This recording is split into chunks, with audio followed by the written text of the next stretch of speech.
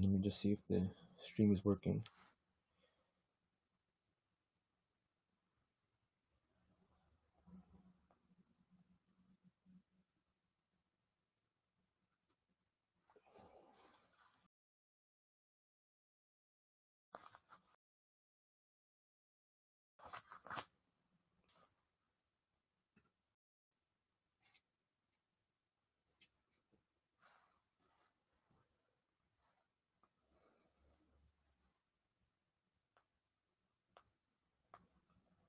Yeah, we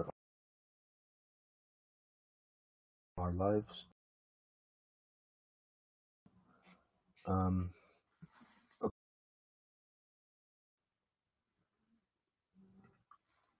I'll continue from where we left off. So here,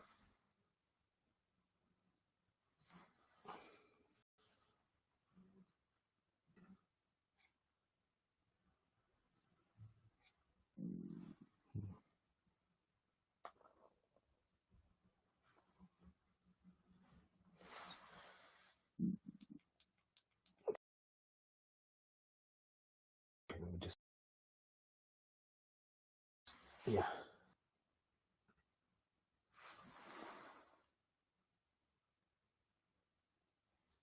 Okay, so let's continue from where we left off. Again, apologies for some of these technical issues.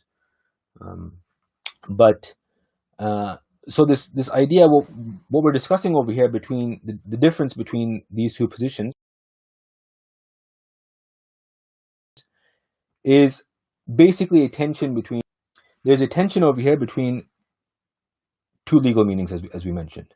And again, I'll just quickly recap again in case it was cut off before I could explain it properly. So one side, when they're saying that the obligation when it comes to rising from prostration is basically minimally lifting the head. It is minimally lifting the head from the first prostration in order for you to enter into the second prostration. The second prostration cannot be realized without rising from the first, but all you require is a minimal rising in order to enter into a second prostration. Imam al-Marghinani disagrees. We mentioned, he says you have to be closer to sitting than to prostration. And the reason for this difference, as I mentioned, is that one side is going by this general rule. Ascribe a hukm to something, right? When we ascribe a hukm to something, when Allah subhanahu wa ta'ala uses an expression, the hukm that we assign to it is whatever minimally fulfills what is indicated by that expression. So if it's sajda, sajda means placing the forehead or the face on the ground. So any act that fulfills that meaning of sajda, minimally, same recitation we took, same with bowing and other things. And we took this in previous lessons. For Imam al-Marghinani and others, however, they actually agree with this principle, but they add this clause of مَا يَتَنَاوَلُهُ الْإِسْمُ فِي الْعُرْفِ وَالْعَادَةِ. They say, yes, we agree that expressions convey particular meanings, but they also have specific customary understandings. Marghinani, what he's saying is that we agree that rising from prostration is obligatory, because you cannot go from one prostration to the second without this rising. But this minimal rising of simply raising your head 2 centimeters off the ground, or 1 centimeter or whatever, people who are looking at you still associate you as being in. It is only when you reach a position that is closer to standing than to prostrating that you are deemed to have exited one prostration, and now you're able to enter into a second prostration. So this idea of the way an expression was understood in a customary sense, of course, we mentioned how this khilaf also manifests when it comes to how the Sahibain defined the minimal obligation of recitation and how Abu Hanifa defined the minimal obligation of recitation. Abu Hanifa said simply one verse, or whatever is whatever validly fulfills the meaning of quote unquote Quran being Quran. Whereas the Sahibain said, no, customarily this is not what is deemed Quran. Customarily, someone who simply recites half a verse or one verse is not uh, um, affecting how we understand these terms and these Quranic commands is important when it comes to this difference of opinion. And another principle that I mentioned before we got cut off was this idea of when something draws closer to something else, it takes on its hukm. It takes on its hukm. And this again relates to the first, go into your first prostration, you will only be seen as having exited that prostration once you draw close enough to stand to sitting to be deemed in a sitting position. You do not have to be fully in a sitting position, but there is a point where someone will say, well, yeah, he's closer to sitting. He's sitting and not prostrating. And this idea of when one thing draws closer to another thing, it takes on its hukm. This is seen in various other rulings in the Hanafi school. So one example that I was mentioning was this idea that when you're praying your salah, in the second rak'ah, the second sajda, you get up, you're meant to sit. But let's say you forgot that first sitting and you started over here. What the ulama mentioned? The ulama say if you're closer to standing, you stand up. If you're closer to sitting, you actually sit back down, right? And in the latter case, you do not have to do a forgetfulness prostration. The same thing we see in the prayer of someone who's murid, which is that he prays with head movements, but he's supposed to make his head movement for sajda. The bending or the movement is supposed to be lower than it is for the ruku', right? Because it is closer to the idea of prostration than it is to the idea of ruku' or qiyam in that sense. And so these are various tensions that we see in the legal principles, Imam al-Maghinani and Imam al-Quduri, al-Sraqsi, al-Mawsili, and others. Then we have the issue, we said we'd take 3 discussions. So first was rising from prostration. We took that it is obligatory to rise from the first prostration in order to go into the second, even though there's a difference on what the obligation actually is fulfilled by. Then we have sitting between prostrations. This is called the jalsa. Right. This is called the jalsa, standing up from the ruku position that we took earlier. And so again, sitting between prostrations, there are 2 opinions ascribed to Abu Hanifa and Muhammad. One is that it is wajib based on a similar based on the similar line of argumentation that we took earlier. Another view is that it is sunnah. This is also a very strong view, perhaps if not the more well-known view of Abu Hanifa and Muhammad. And then Abu Yusuf said that this sitting between prostrations is actually obligatory.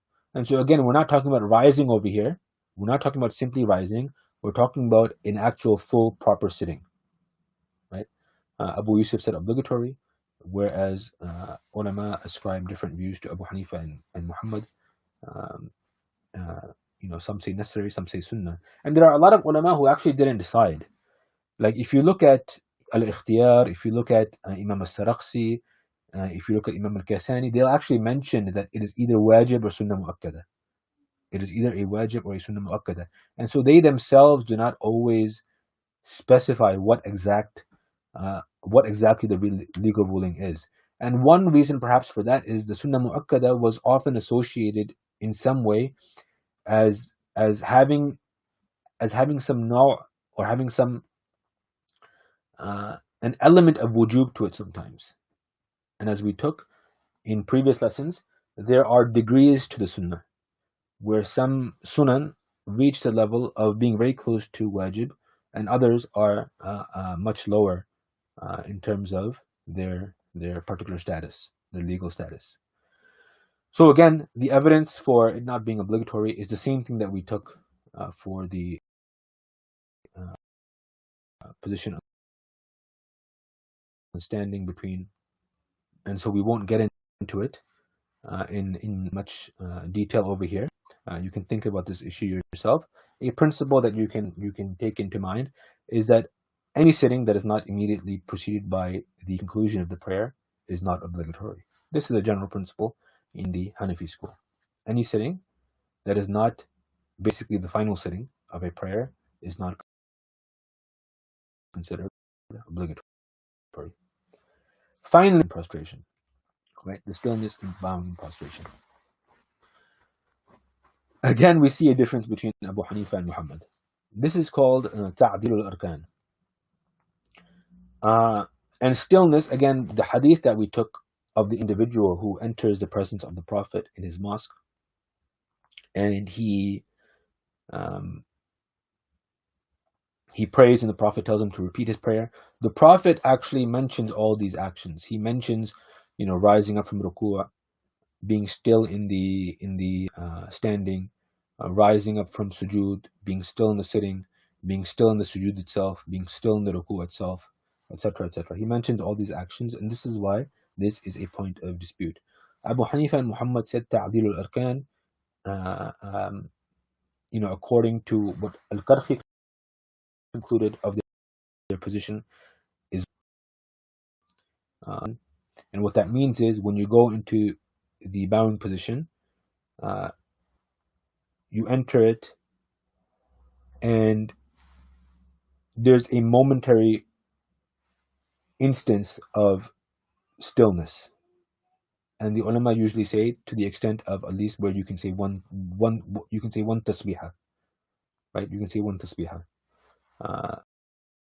and so Imam al-Qarhi said this is the sound review of the school, in my estimation. Others said it is a sunnah, and this was the conclusion of Abu Abdullah al-Jurjani. And then Abu Yusuf said it is obligatory. And again, he based it on this hadith that we took. So Abu Yusuf is basically saying standing after the ruku' is obligatory, sitting after the prostration is obligatory, being still in bowing and prostration is obligatory. Basically, everything that the Prophet is commanding in that very lengthy hadith that we took earlier is, according to Abu Yusuf, obligatory.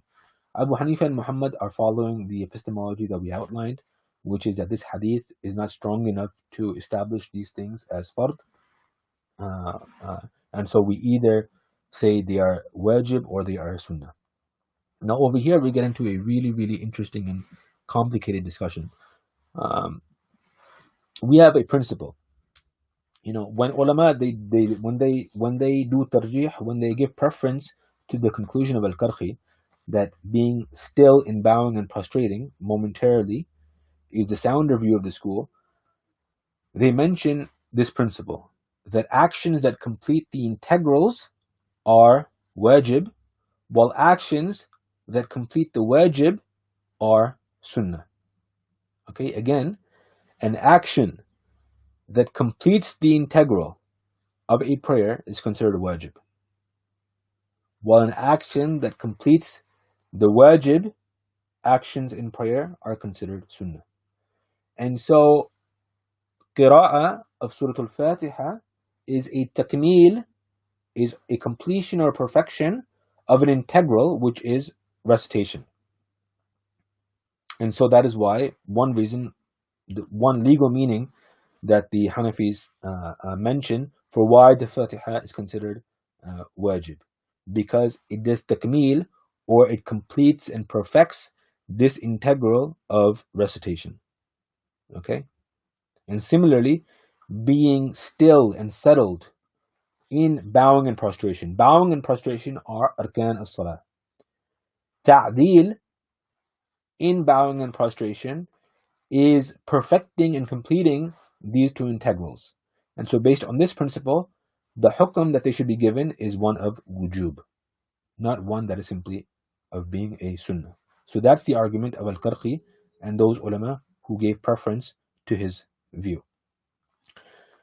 Then we have stillness in standing and sitting, right? الطمأنينة or التعديل في القومة والجلسة. Again, we find a similar Abu Yusuf. His opinion is known. It is obligatory because the Prophet said تطمئن جالسا, that the person, when he's instructing this individual about how to pray, he mentions that you settle or you become still while in a seated position. And this was also the continual practice of the Prophet ﷺ. And Abu Hanifa and Muhammad, we again find the same khilaf. Is it wajib or is it sunnah? Some said it is wajib, some said their position should be it is wajib because of this hadith and because of the continual prophetic practice. Okay. Others again said it is the sunnah. This is the conclusion of both Al-Qarhi and Al-Jurjani now agree with this conclusion, right? That stillness in standing and sitting is considered a sunnah. Why? Because, and by standing over here, to be specific, we mean the standing after ruku'. We don't mean the original qiyam standing. We mean standing after ruku' and sitting in between prostrations. Okay? So why are they sunnah? Because the act of standing and sitting are not integrals in and of themselves.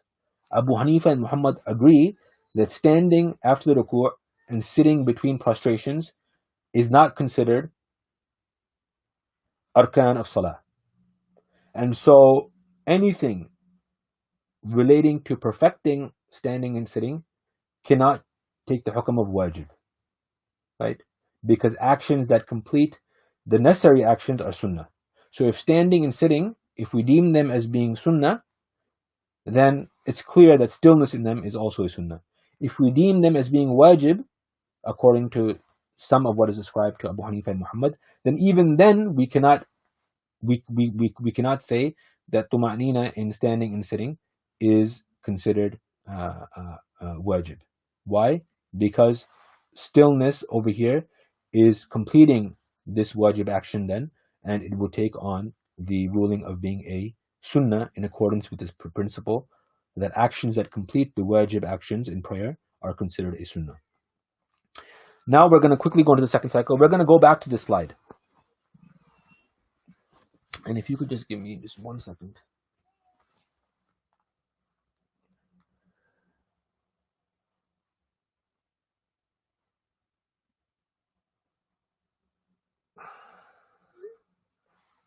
Okay, now the second cycle,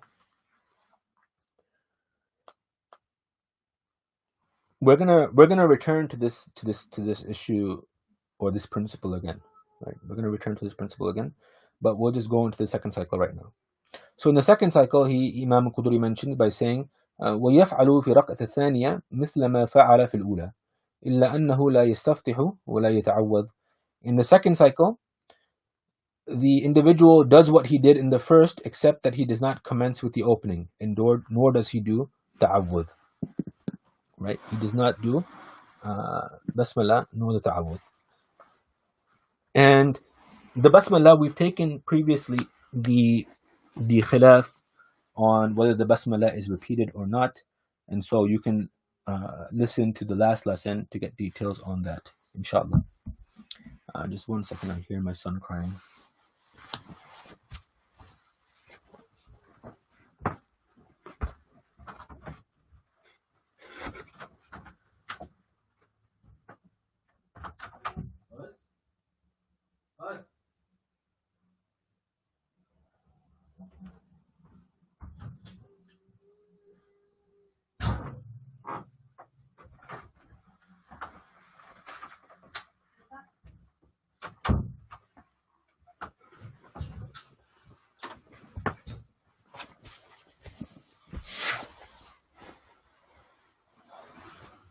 So we've taken we took this issue of the basmala before, so we're not going to repeat it. So you don't repeat the sana, you don't repeat subhanakallahumma, you don't repeat the ta'awudh when beginning the second cycle. ولا يرفع يديه إلا في تكبيرة الأولى he does not raise his hands except for the first takbir. And this returns to this idea that the basis of the salah is stillness and lack of excessive movement. And also, there are various hadith from the Salaf and from the Prophet ﷺ and from the Sahaba that established that the Prophet only raised his hands or that the companions only raised their hands in the opening of the prayer and did not do so afterwards. And so this hadith on your left from the Sunan of Imam al-Tirmidhi, where Abdullah bin Mas'ud is reported to have said, ألا أصلي بكم صلاة رسول الله صلى الله عليه وسلم فصلى فلم يرفع يديه إلا في أول مرة. That Abdullah bin Mas'ud said, should I not pray with you? Should I not show you the prayer of the Prophet عليه الصلاة والسلام? And so he prayed and he did not raise his hands except at the very beginning of prayer. And Imam al-Tirmidhi mentions that وبه يقول غير واحد من أهل العلم من أصحاب النبي صلى الله عليه وسلم والتابعين وهو قول سفيان الثوري وأهل الكوفة. That there was basically several of the Ahlul Ilm from the companions of the Prophet who did amal on this particular hadith, who adopted this position. And this is also the position of Sufyan al-Thawri and the people of Kufa. And then Imam Muhammad in his Kitab al-Athar, he relates also from Abu Hanifa, from Hamad, from Ibrahim, that Ibrahim al-Nakha'i would say, لا ترفع يديك في شيء من صلاتك بعد المرة الأولى. قال محمد به نأخذ وهو قول أبي حنيفة رضي الله عنه. That Ibrahim al-Nakha'i said, do not raise your hands in anything of the prayer after the initial raising.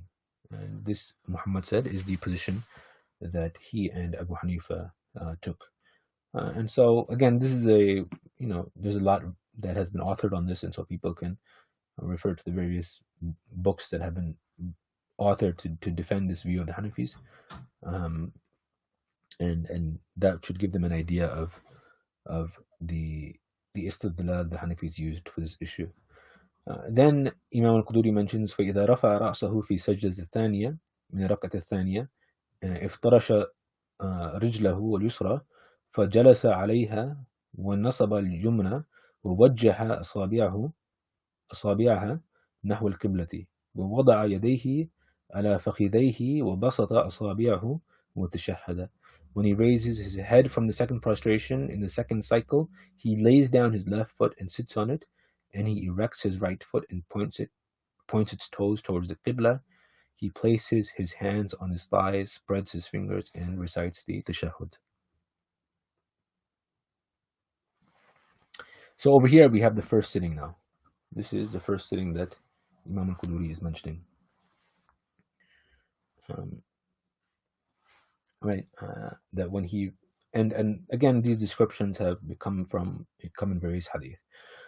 So the first sitting, there are four basic discussions. What is the ruling of the first sitting? What is the manner of the first sitting? What is the ruling of the tashahhud in the first sitting? And what is the wording of the tashahhud? So we're going to take each of these. So the ruling of the first sitting is that the first sitting is wajib. Right? The first sitting is wajib. Why? Because one, it is the continual practice of the Prophet ﷺ, and also because the minimal extent of any prayer is 2 cycles. And so this sitting was legislated as a fasila, as an action that separated one 2-cycle unit from subsequent 2-cycle units. And so the Hanafi said the ruling of the first sitting is that it is wajib. As for the manner of the first sitting, the Hanafis preferred iftirash to tawarruk, right? And it seems from what I've seen, most of the hadith of the Prophet ﷺ show him in a position of iftirash as opposed to tawarruk. And so Wa'il, who's a very famous young companion who reported descriptions of the prophetic prayer, he mentions that when he entered Medina, he saw the Prophet praying, and the Prophet laid down his left foot straight and straightened or erected his right foot. And so this is iftirash, right? Iftirash is what Imam al-Quduri describes over here, that you lay down your left foot, you sit on it, and you erect your right foot. Right? So this is iftirash. Tawarruk is different. In tawarruk, uh, both your feet essentially sort of stick out in one direction.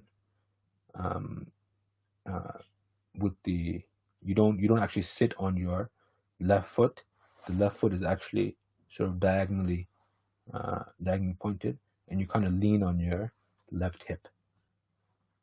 So that is tawarruk, and I think the Malikis go with the position of tawarruk in specific sittings of the prayer, whereas the Hanafis say both in the first sitting and the second sitting you do iftirash. As for women, of course, we mentioned this topic governing principle that a female, she prays in a way that is more concealing and modest, and so the way she sits is not like the way men sit, and so she sits on her left hip with her knees bent and both legs positioned to the right side of her body. And again, the ulama mentioned this is astur laha. This is more concealing for her, and so this is what is recommended. As for the ruling of the tashahhud in the first sitting, this is where we're going to go back to that point we mentioned about certain actions completing the arkan being wajib, actions completing the wajib being sunnah, actions completing the sunnah being adab, and so on and so forth. It's going to come out over here. So the ruling of the tashahhud in the first sitting is usually deemed as being wajib, right? And the arguments that people usually pose is that one, it was the continual practice of the Prophet, and two, the command in the hadith to perform it, right? The Prophet ﷺ commanded his companions to, he said, قولوا التحيات لله والصلوات والطيبات والسلام عليك أيها النبي إلى آخره, right? The hadith comes in a command form, and so many Hanafi said that the continual practice of the Prophet coupled with this command in the hadith is what the tashahhud is wajib. Now there's something interesting over here, right? So this is the command that we mentioned in Bukhari. فَلْيَقُلْ التَّحِيَاتُ لِلَّهِ وَالصَّلَوَاتُ وَالطَّيِّبَاتُ. Abdullah bin Mas'ud relates this report, and he said that we would pray behind the Prophet, and we would say As-salamu ala Jibreel wa Mikail, As-salamu ala fulan wa fulan. And so the Prophet فَإِلْتَفَتَ إِلَيْنَا رَسُولُ اللَّهِ, that the Prophet turned to us and he said إِذَا صَلَّى أَحَدُكُمْ فَلْيَقُلْ التَّحِيَاتُ لِلَّهِ وَالصَّلَوَاتُ وَالطَّيِّبَاتُ, that when one of you prays, then let him say in the command form التحيات لله والصلوات والطيبات till the end. And so this is a command from the Prophet. And again, this cannot be deemed an obligation. Why? Because the Quran, which is decisive in both its transmission and in what it indicates in terms of its meaning, did not stipulate this as being a obligatory part of the prayer. And this hadith, we do amal on this hadith, we practice on this hadith, but we assign the ruling of wujub to this, not obligation, in order to maintain this idea of different nusus being at different epistemological levels, and not conditioning higher levels with those that are at lower levels. So that's the command. But again, we see a tension over here. A tension raises its head again when it comes to the legal meanings at play over here. So on your right hand side over here, what does Imam al-Samarkandi say? Alauddin al-Samarkandi, the author of Tuhfat al-Fuqaha, a very, very prominent and famous and relied upon text in the Hanafi school, he says, ثم التشهد في القاعدة الأولى سنة عن عامة مشايخنا, that the tashahhud in the first sitting is a sunnah, and from what is reported from the generality of our mashaykh. Okay, so this basically is contradicting what we mentioned earlier, that the tashahhud is considered wajib in the Hanafi school, right? And then in Bada'i al-Sana'a, Imam al-Kasani, who is the son-in-law and student of Imam al-Samarkandi, says فَأَمَّا التَّشَهُّدْ فِي الْقَاعدَةِ الْأُولَى فَوَاجِبُ إِسْتِحْسَانًا, that the tashahhud in the first sitting is wajib by way of istihsan, right? وقال القاضي أبو جعفر إنه سنة وهذا أقرب إلى القياس. And Qadi Abu Ja'far said that the tashahhud in the first sitting is considered a sunnah, and this is closer to what is entailed by analogy, by qiyas. Why? لأن ذكر التشهد أدنى رتبة من القعدة. Why? Because the tashahhud is its status is lower than the actual sitting. The actual first sitting, the status of tashahhud is lower than it. Right? Then he says, ألا ترى أن القاعدة الأخيرة لما كانت فرضا كانت القراءة فيها واجبة. Do you not see that the final sitting, when it has been deemed as fard, the qira'ah, the recitation or the dhikr inside that final sitting was deemed wajib. So tashahhud in the final sitting is considered wajib. Right? Why? Because it is seen as a form of, because the final sitting is considered obligatory, any dhikr inside of it will be deemed wajib, because that dhikr completes or perfects and does takmeel of that rukn. So it goes back to that principle that we took earlier, that actions that complete or perfect the arkan are considered wajib, and actions that complete or perfect the wajib are considered sunnah. So over here, what Al-Qathani is mentioning is that in the final sitting, the reason why this position of it being a sunnah, the first tashahhud, the reason why this is closer to qiyas is because in the final sitting is considered a fard, and so the qira'ah in it, or the dhikr in it, has been legislated to perfect that fard, and so according to the principle that we've mentioned, it should be a wajib.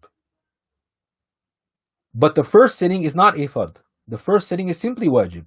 So any dhikr inside of it should be a sunnah. And so this is what qiyas entails according to Imam al-Qathani. But now we have an issue over here, which is this idea of istihsan. Istihsan is basically you depart from the apparent qiyas. You know, in Hanafi fiqh, istihsan is basically you depart from what is the obvious conclusion by way of analogy, and you depart from that conclusion due to other considerations and other reasons. And you know, the details of that are in the books of usul al-fiqh. Over here, this idea, the reason why the ulama supported this idea of the tashahhud in the first sitting being a wajib and not simply a sunnah was because they said that Imam Muhammad explicitly in Kitab al-Asl says that if you miss the first tashahhud, in the first sitting, you have to do the forgetfulness prostration. And the forgetfulness prostration, generally as a rule, only applies to actions that are wajib. You don't do a forgetfulness prostration simply for missing a sunnah. Right? And so the fact that Imam Muhammad said that missing the tashahhud in the first sitting requires the forgetfulness prostration, this indicates that he deemed it to be wajib. But there's another legal meaning at play over here with Imam Muhammad, right? Which is that, yes, why does the qiyas entail that the tashahhud, the first tashahhud in the first sitting should be a sunnah? Another legal meaning that comes about over here is what Imam al-Sarakhsi mentions, that the prayer, the basis of the prayer, the mabna of salah, the edifice of the prayer is built on af'al. It is built on actions. It is not built on adhkar. Okay? The edifice of prayer is built on actions, not merely particular forms of dhikr. And so all the adhkar in salah that we see, the thana, the ta'awudh, the tasbihat and ruku and sujood, you know, the salawat in the Prophet, the dua at the end, the takbirat, when you go into ruku, when you stand up for ruku, all of these are sunan. None of them are wajib, right? Because they are not actually part of the real essence and edifice of the prayer, which is built on the actions of bowing and prostrating and standing before your Lord, right? But at the same time, Imam Muhammad recognizes that there are some adhkar within salah that need to be treated differently, right? They need to be treated differently and are not the same as the other sunan adhkar. And the tashahhud is one of them. And so over here, what did Imam Muhammad state in Kitab al-Asr in this big paragraph? He is asked that if a person from the beginning قلت أرأيت رجلا سهى في تكبير الإيدين هل عليه سجدتا السهو. He is asked if a person forgets the takbir of Eid, the takbirat of Eid, then does he have to perform the forgetfulness prostration? Imam Muhammad replies, yes. Then this questioner replies, this questioner is being, he's a smart questioner. So he says, okay, أرأيت رجلا سهى في تكبير الركوع والسجود. Well, what about someone who forgets the takbir and ruku' and sujood? He forgets to say Allahu Akbar when going from ruku' to sujood or ruku' to qiyam or whatever it might be. Imam Muhammad says, لَيْسَ عَلَيْهِ سَجْدَتَا سَهُ. Imam Muhammad says there's no forgetfulness prostration upon him. Then the questioner asks, مِنْ أَيْنَ اخْتَلَفَ? From where, how are they different? Imam Muhammad said, تكبير الركوع والسجود بمنزلة التسبيح في الركوع والسجود ولا سهو عليه في هذا. And so Imam Muhammad says that the takbir of ruku' and sujood are similar to the tasbihat that you do in ruku' and sujood. And so there's no forgetfulness prostration for either of these. Right? Whereas with takbir al-eidain بمنزلة القنوت في الوتر والتشهد وعليه في ذلك سهو. And he says, as for the takbirat of the Eid prayer, this is on the level of the qunut of witr or the tashahhud. And so there is forgetfulness prostration over here. So over here we're seeing a distinction between the various adhkar of the prayer. But why are they distinct? What distinguishes them? One thing is what we mentioned, that some of them might be actions legislated to perfect the integrals or to perfect the wajibat or perfect the sunan. But then Imam Muhammad over here mentions a different sort of legal meaning. He says later on over here in this purple, how are the qunut, the tashahhud, the takbirat al-idain, how are these different from these other adhkar in the salah? He says that at-takbir, the takbir of ruku' and sujood, laysa bis-salat bi'ayniha. Right? That the takbir of ruku' and sujood are not, it's as if he's saying they're not part of the reality or the essence of prayer in itself. Right? It's something extraneous. Right? And from this he says, فَإِن تَرَكَ التَّشَهُّدْ سَاهِيًا, that if someone leaves the tashahhud forgetfully, Imam Muhammad said, أَسْتَحْسِنُ أَن يَكُونُ عَلَيْهِ سَجْدَتَا السَّهْوِ, that I employ istihsan, or I feel it is I opine that forgetfulness prostration is due for this. Why? Because the tashahhud, the takbirat al-idain and the qunut in the witr are all seen by Imam Muhammad as being from the khasa'is of salah. There's something there's a specific relationship between tashahhud, the qunut of witr, and the takbirat of idain. Right? There's a specific relationship between these acts and between the prayer that is distinct to the normal adhkar of prayer. Right? The takbirat of idain are almost, you ask anyone, this is a very specific action within the Eid prayer. When you look at qunut is a very specific, legislated, distinct action of the witr prayer. Tashahhud is a very specific dhikr of the prayer itself. Right? Unlike the takbir of ruku' and sujood. We say Allahu Akbar outside of prayer too. We say the tasbihat outside of prayer too. These are not khasa'is of the prayer.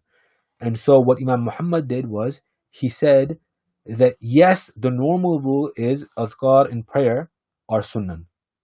But there are some adhkar that are from the khasa'is and almost from the essence of the prayer.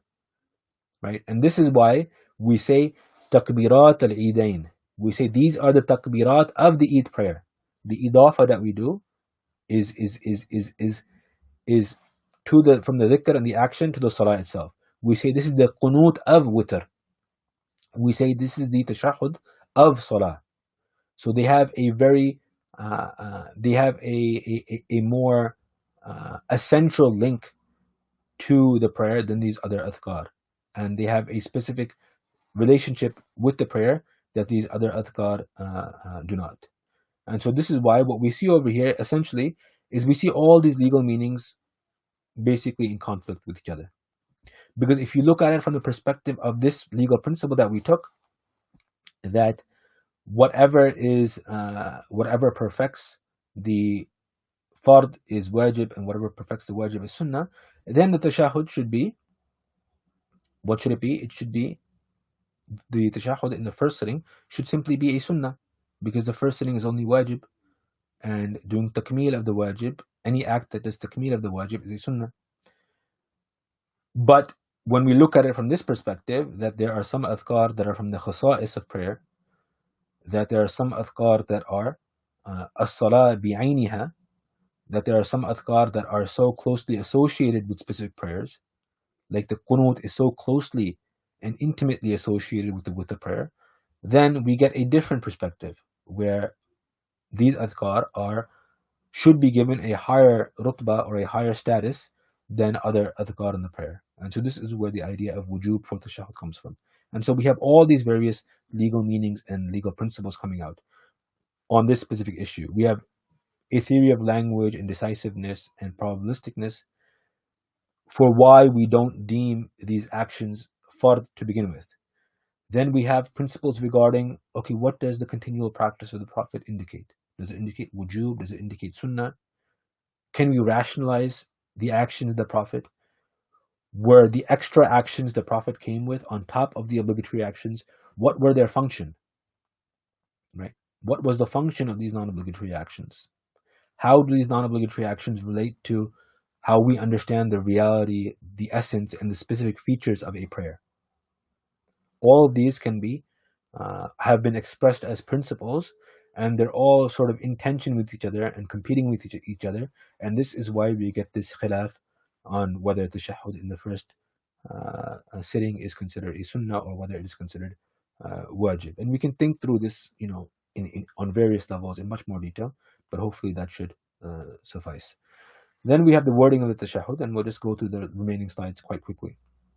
And the wording of the tashahhud is known to everyone. This was the Hanafis adopt the wording conveyed by Ibn Mas'ud, and they deem it more authentic. And this is the hadith in Bukhari that you can all read, that Ibn Mas'ud said that he was taught by the Prophet the tashahhud as he was taught a surah of the Quran. And then he mentions the famous tashahhud wording that the Hanafis use. And Imam Muhammad said that, of course, there are various forms of tashahhud related from the companions. All of them are hasan. All of them are good, but we prefer, the Hanafis, the tashahhud of Ibn Mas'ud. Then Imam al-Quduri says, وَيَقْرَأُ فِي رَكْعَتَيْنِ الْأُخْرَيِينَ فَاتِحَةُ الْكِتَابِ خَاصَةً. In the last two cycles, one only recites the Fatiha. This is not obligatory. This is not even wajib. There are various members of the Salaf, such as Sayyidina Ali and others, Ibn Mas'ud, that said that in the final two rak'ahs, you can suffice with the tasbihat, with saying the tasbihat 3 times. Subhanallah, Subhanallah, Subhanallah. If you say that, or if you stand for that extent, then that is sufficient, even though it might be slightly disliked, and it is optimal to recite the Fatiha. Actually, it's not disliked in our school. What is disliked is adding a surah after the Fatiha in these final 2 cycles. Then he says, فَإِنْ جَلَسَ فِي آخِرِ الصَّلَاةِ جَلَسَ كَمَا جَلَسَ فِي الْأُولَى وَتَشَهَّدَ وَصَلَّى عَلى النَّبِيِّ وَدَعَا بِمَا شَاءَ مِمَّا يُشْبِهُ ألفاظ القرآن والعدئية المأثورة ولا يدعو بما يشبه كلام الناس. When he sits at the end of prayer, he sits as he did in the first sitting. He recites the tashahhud, sends prayer on the Prophet, supplicates with that which resembles the words of the Quran and transmitted supplications, and he does not supplicate with that which resembles the normal speech of people. The final tashahhud is also necessary. it's wajib. And again, it can return to this idea of doing takmeel of um, the final sitting itself. As for the prayers on the Prophet, they are recommended, as are the du'as. And there's explicit hadith where the Prophet, when he teaches Abdullah bin Mas'ud or some of the companions the tashahhud, he tells them that after this you can basically do from the du'as whatever you wish. And then we have this idea of not using normal speech of people. This is basically defined as anything you can ask a human for. So anything that it is possible to ask a human for is considered is not permitted in the prayer. So you cannot say, "Oh Allah, marry me to Zainab," or "Oh Allah, grant me £1,000,000," or something like that, because these are things that you can ask people for, and so yushbih kalam an-nas, and so it starts resembling the speech of people, and this would invalidate the prayer. And the Prophet ﷺ specifically said that this salah of ours is not the speech of people does not befit this prayer of ours. Then finally we have ثم يسلم عن يمينه فيقول السلام عليكم ورحمة الله ويسلم عن يساره مثل ذلك. He gives the salam to his right, saying Assalamu alaikum wa rahmatullah, and similar to his left. And of course there are recommendations regarding when you give the salam to your right, you intend the people who are present and the angels and so forth. And this of course is based on this hadith of Abu Dawood, تحليلها التسليم, the tahleel of prayer, the thing that makes you basically exit from prayer and takes you out of that state of tahrim is the salam. Again, we can by this point you should understand why this hadith is not used to make the taslim obligatory. Now, everyone should know what the argument of Hanafis should be when someone asks, well, the Prophet said that the tahleel of prayer is taslim, why isn't it obligatory with you people?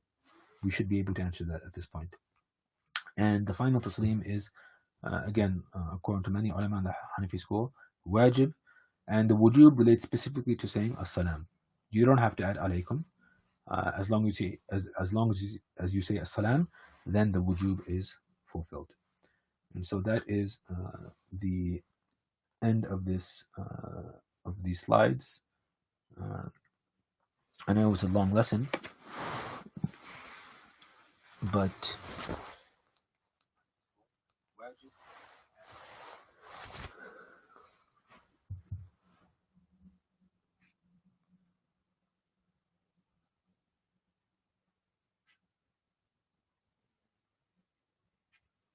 okay, so inshallah, yeah, well, I don't think there's any questions right now. So we'll end with that, inshallah. We've taken a lot of material, and inshallah in the next lesson we will look at the section on qira'ah and a few other sections. We ask Allah subhanahu wa ta'ala to accept this from us and to grant us ilm and amal on what we've learned. Jazakumullah khairan. And I hope you've all benefited. May Allah subhanahu wa ta'ala keep you all safe during these times, and may He grant you the best of this world and the next.